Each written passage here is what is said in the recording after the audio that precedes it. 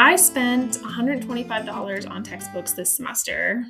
I paid $61.24 for a textbook needed for my US history course. So I've spent over $500 on textbooks this year. I paid around $200 for my textbooks. I spent about $250. For students across the Connecticut State Colleges and University system, buying textbooks isn't a minor inconvenience. It's a recurring financial decision that competes with rent, utilities, transportation, and tuition itself. I did not get financial aid this semester, and I had to pay out of pocket for my books. If I didn't have to spend the money on my books, that would have been able to decrease my financial load. But I do pay rent, and I am responsible for utilities, so I do pay utilities on a monthly basis. And $250 would have been really helpful towards that. The cost of course materials doesn't just hit students' wallets, it shapes their behavior. Some students delay purchasing until the first week of class, hoping to gauge whether a textbook will actually be used. Others skip the purchase entirely and try to get by on lecture notes alone. Some discover too late that they paid for materials that were freely available elsewhere.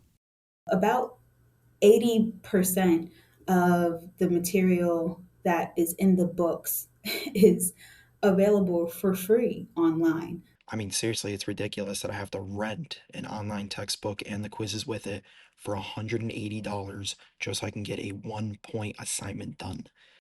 Nationally, textbook prices have risen more quickly than inflation for decades, and the burden falls hardest on students who are already stretching every dollar. There is a better way. It already exists, and some faculty are already using it.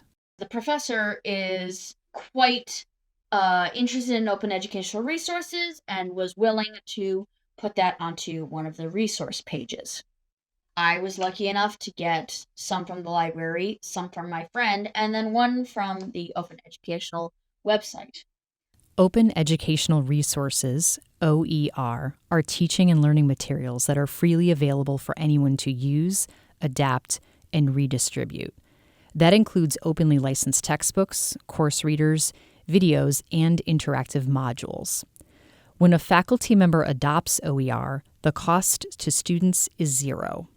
For students already navigating tuition, housing, and work, the difference between an expensive textbook and a free one is not a small thing. I wish my professors knew that most of the time the textbooks are not helpful and that I will never use them again after the semester. It is a total barrier to entry to education, and it's about time we started making textbooks more accessible. Are you interested in learning more about OER as an alternative to conventional textbooks? Visit OpenCSCU or talk to a librarian at your institution.